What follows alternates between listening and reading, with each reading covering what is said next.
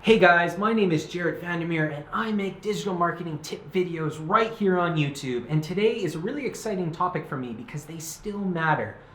Blogs, how to write better blogs. Let's go through a list. I got 5 pro tips for you today to help you make better blogs and write that content that's going to move your content out to a bigger audience.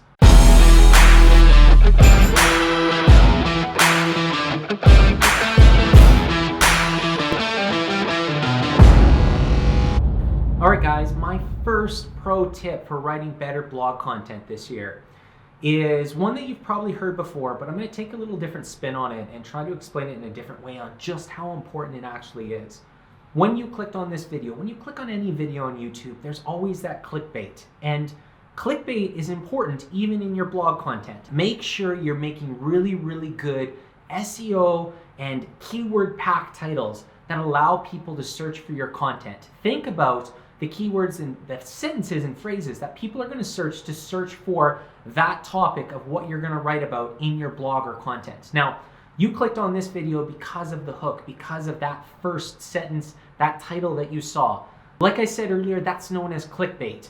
But the one key to any clickbait, any title you do, is make sure you're telling the truth. There's so many different videos out there where you click on it and it's a different video compared to what the title was. That is going to get deranked and it's going to derank your profiles. So make sure you're making content, you're putting out that fantastic title that's going to get people to click on your article, but then you have to hold them there and hold them on your article longer by having content that matches the title. So now tip number 2, we've already gone through how that title is going to pull them in. They're going to click on your article, but the introduction, that after hook, just like in a video, after the first 5 to 10 seconds where you decide if you're going to watch it longer, that first introduction in your blog is going to make a massive difference to see if people are going to read and stay on that page longer, to up-rank your content and get it out organically through SEO to as many people as possible. So in that introduction, focus on the hook.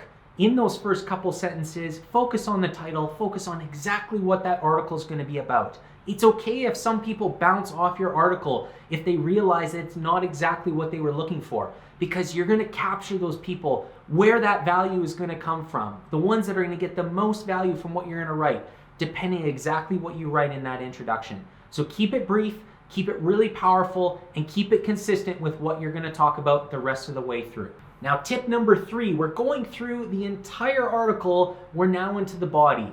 And the body text for me is by far the most important. I talked about title, I talked about intro. Yes, they're important, but the body is everything. The reason for that is the body is where you're putting your content, where you're presenting value, where you're engaging emotion of your audience, where you're talking about solving their problems and solving the questions that they're looking for, that they're looking to get answered, and where you're telling stories. That body is everything. It's packed with all of the SEO content that's going to have your blog content go out organically through Google, get more hits to your website. It is everything.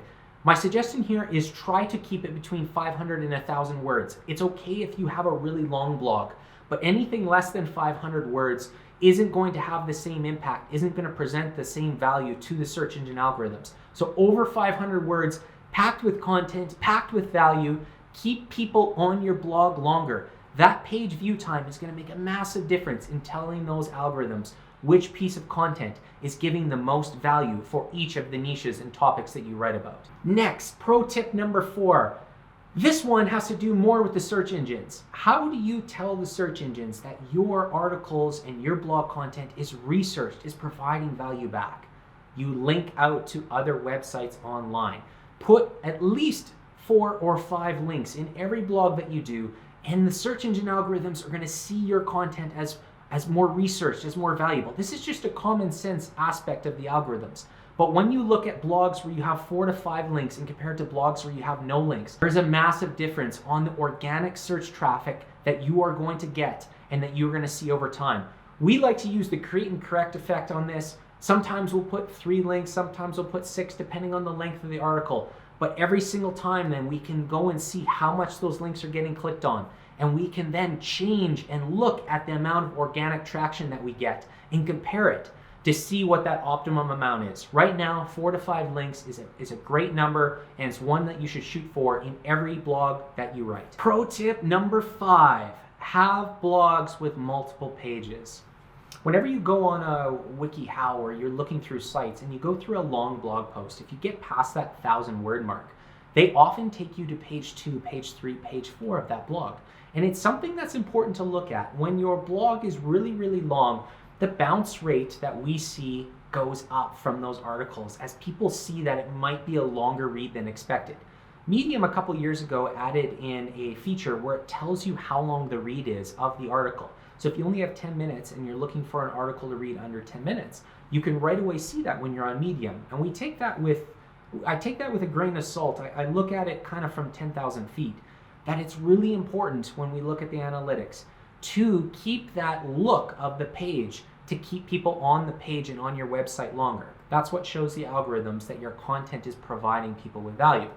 So try to have multiple pages if you go over that 1,000 word mark. Have a couple photos. Keep things interesting. Keep things exciting. Photos, on a side note, allow you to provide alt text to your article, to your blog, and allow you to pack in more keywords and more of that valuable meta content that helps the algorithm know what your blog is about. So have some photos, and if you go past a certain amount, go to page 2. Go do the same amount of information, go to page 3. Just go to WikiHow. Take a look at how they do it. It's a great, fantastic way to have a nice article, have a photo, have a little more information, and then go to page 2, page 3, page 4. It keeps people on your website longer. And at the end of the day, with all content, social media, online, etc., keeping people on your platform longer makes a massive difference to the organic reach that you are going to get. Bonus tip at the end.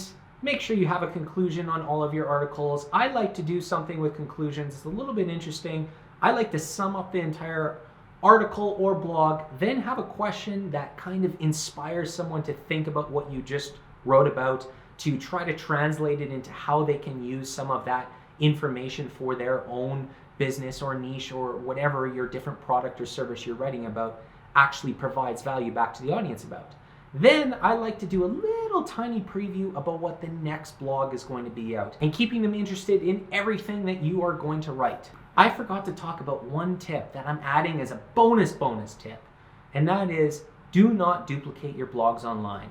This was a mistake that I personally made that took me a little while to correct. Is I would take a blog and I would post it to Medium. I'd also post it to LinkedIn, to Facebook Instant Articles. I put it a whole bunch of different places, and I tried to capitalize on the content that was getting made.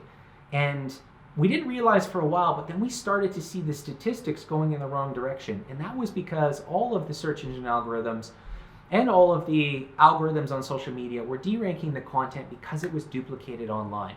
Do not do that. If you are building articles, pick that one platform where you get the most traction, that makes the biggest difference for the service that you're writing about or the niche that you're writing about, and only put it out on that one platform. If you want to share it to other platforms, then share the link or share that content out with a picture and put the link in comments. Find a different way to get it out rather than posting the full blog to multiple places.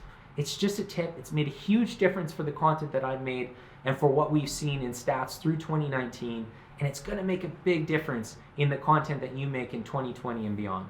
I went to 7. I thought I was only going to do 5 tips, but we made it to 7, so that's good. I hope I provided you guys with some value in this episode. I'm trying to create and correct myself and make better marketing tip videos every single day. Give me some comments below. If you have any other pro tips, let the audience know below and hit that subscribe button. I'm trying to do this, like I said, every day, trying to put out better content, and I just froze there. But that's pretty much the end of this episode. See you guys in the next one.